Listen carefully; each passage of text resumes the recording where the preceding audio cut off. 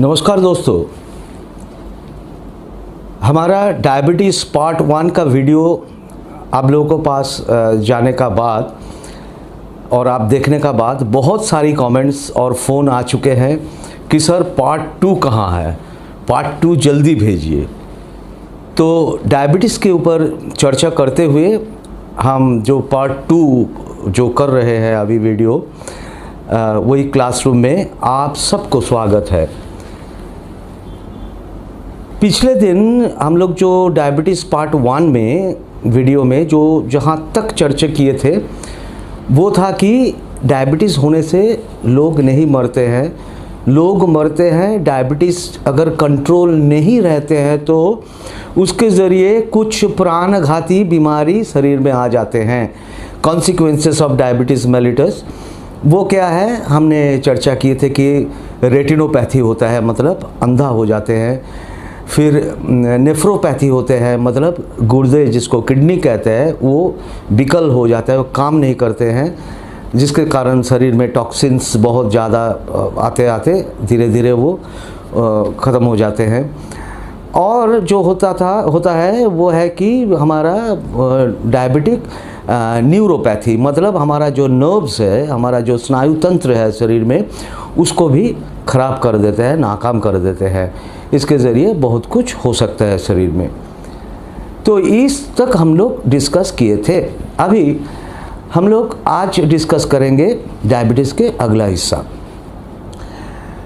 आपके जानकारी के लिए मैं बताएं कि डायबिटीज़ को 2 किस्म की होता है, ये कहा जाता है। एक है डायबिटीज़ मेलिटस, मतलब ये मधुमेह बीमारी में लोगों को पेशाब के साथ शक्कर निकालते हैं, चीनी निकालते हैं, उसको कहते हैं डायबिटीज़ मेलिटस। और दूसरा किस्म का जो डायबिटीज़ है वो है डायबिटीज़ इंसिपिडस।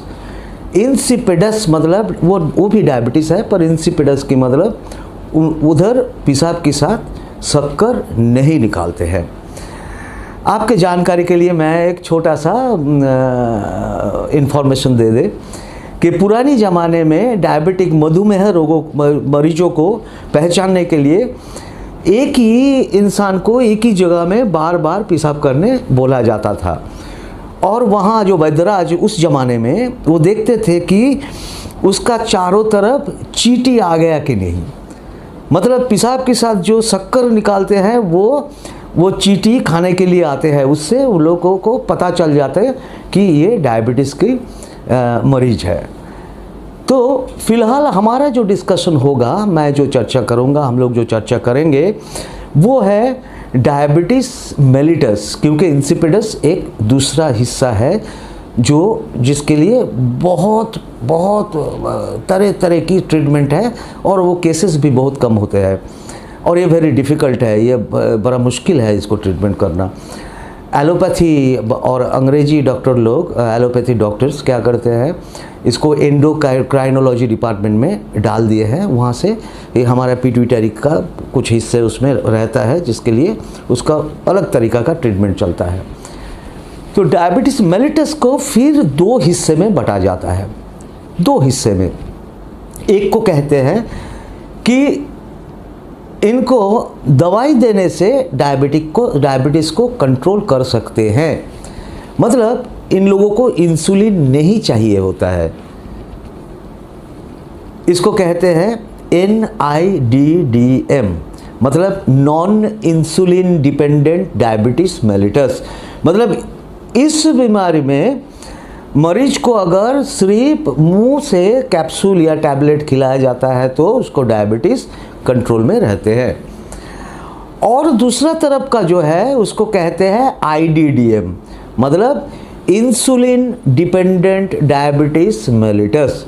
मतलब ये पेशेंट को टैबलेट या कैप्सूल देने से उसको इंसुलिन सिक्रिएशन नहीं होता है, उनको इंजेक्शन दिया जाता है, insulin injection. They are called IDDM, insulin dependent diabetes mellitus.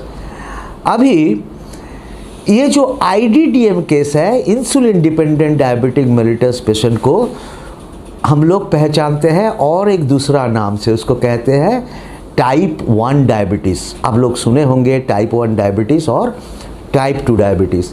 ये टाइप 1 डायबिटीज़ कौन है? जिसको सिर्फ इंसुलिन इंजेक्शन दे के ही संभाला जाता है। और टाइप 2 डायबिटीज़ कौन है? जिसको इंसुलिन का साथ टैबलेट देता है या सिर्फ टैबलेट में उसको काम चलता है, उसको टाइप 2 डायबिटीज़ कहते हैं।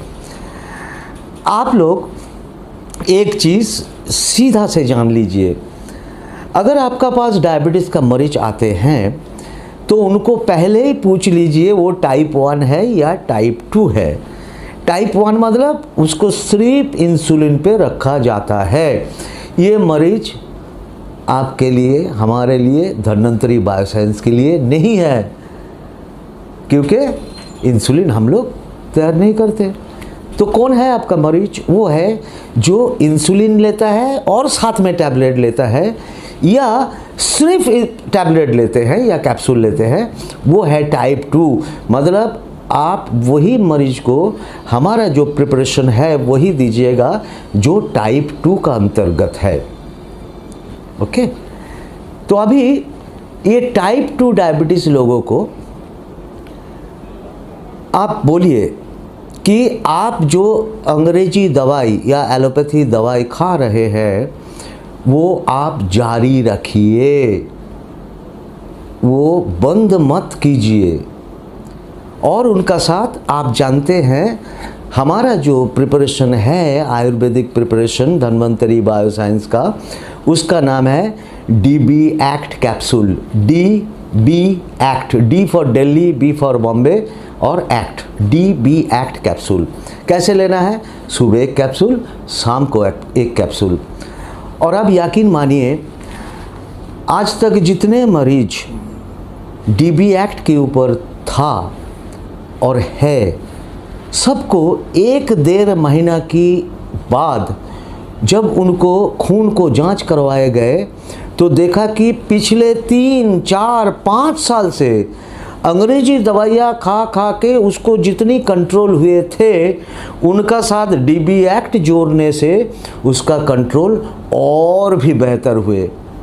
इसका फ़ायदा क्या है? इसका फ़ायदा एक ही है कि वो रिपोर्ट लेके अगर वो अंग्रेजी डॉक्टर को, एलोपैथी डॉक्टर के पास जाते हैं तो एलोपैथी डॉक्टर क्या करेगा कि उनको जो अंग्रेजी दवाई का ऊपर जो जितने नंबर खाते हैं, मान लीजिए कि 3 टैबलेट खाते हैं, तो डॉक्टर क्या करेगा, वो 3 का जगह अभी 2 कर देगा।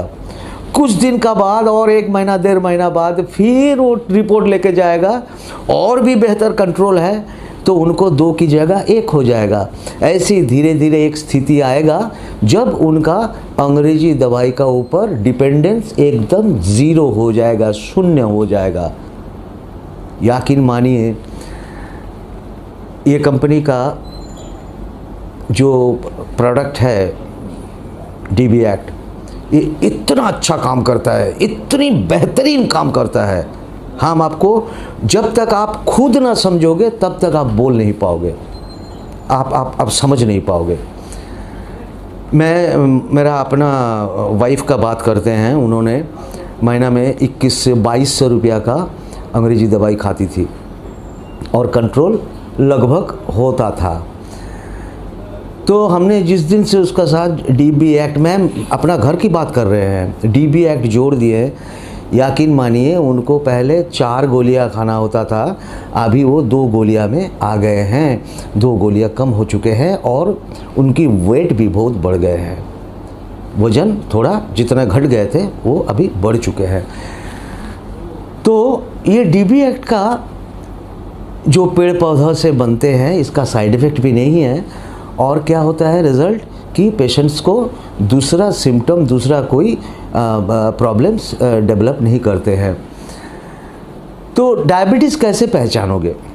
डायबिटीज़ पहचानने का तरीका क्या है? डायबिटीज़ होने से क्या होता है?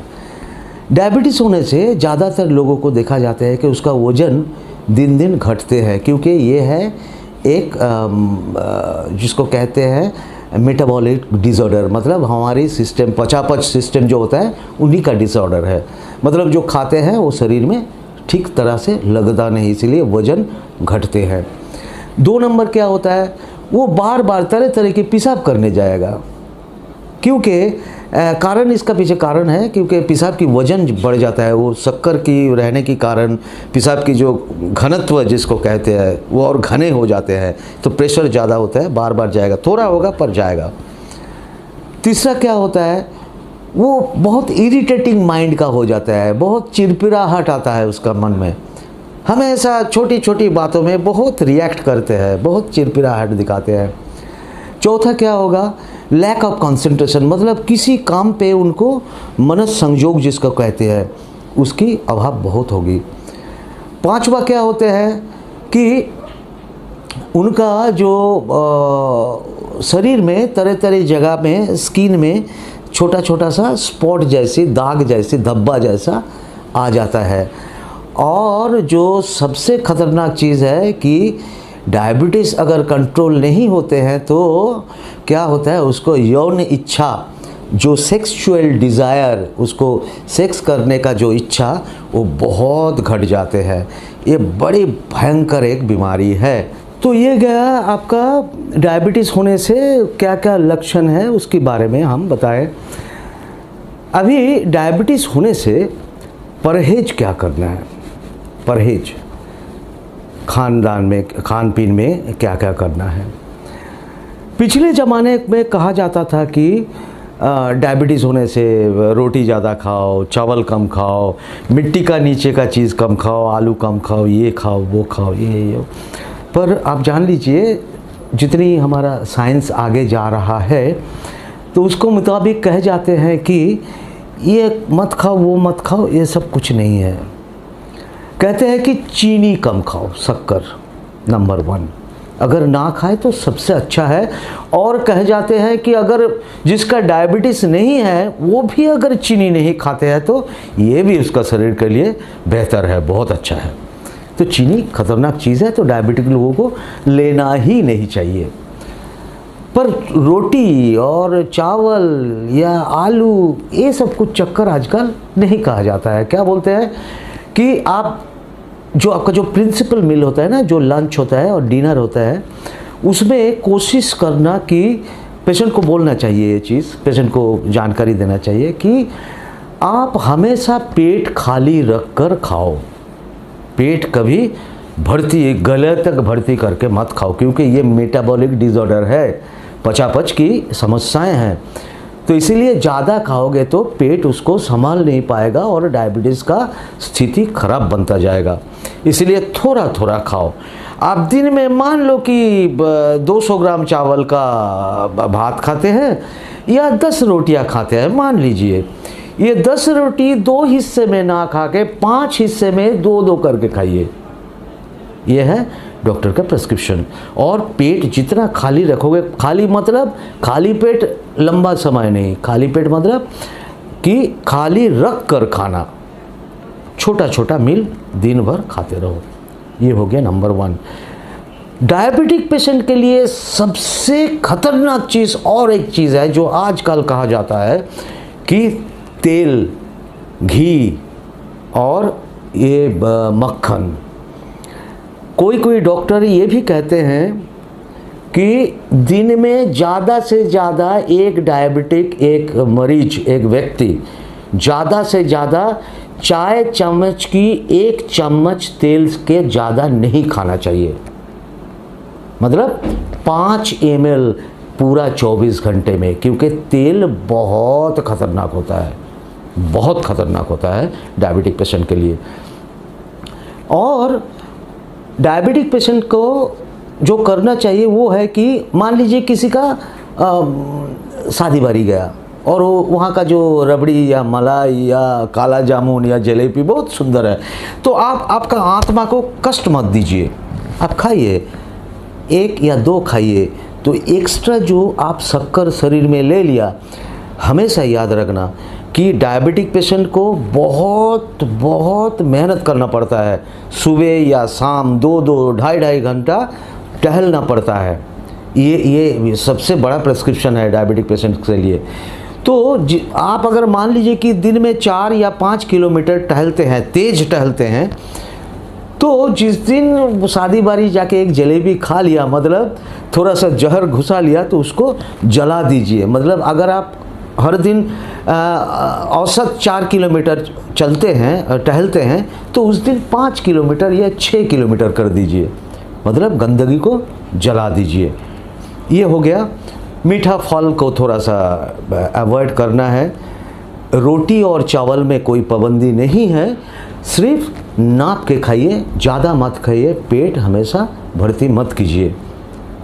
तो ये है हमारा डायबिटीज़ का खाने की बारे में चर्चा। तो हमने ये 2 वीडियो में आपको डायबिटीज़ के बारे में थोड़ा बहुत जानकारी दे दी है। आप बार बार ये वीडियो को देखिए, क्योंकि हमने पार्ट 1 वीडियो का शुरू में कहे थे कि भारत अभी डायबिटिक हब बनने जा रहा है। सारा पृथ्वी में सबसे ज़्यादा मरीज होगा डायबिटिक का ये हमारे भारत में। तो इसलिए इसका जानकारी जितना आप लोगे, आपको काम करने में इतनी सुविधा हो जाएगी। तो चलिए आज मेरे को इजाज़त दीजिए, फिर आपसे मुलाकात होंगे धन्वंतरी क्लासरूम में। नमस्कार।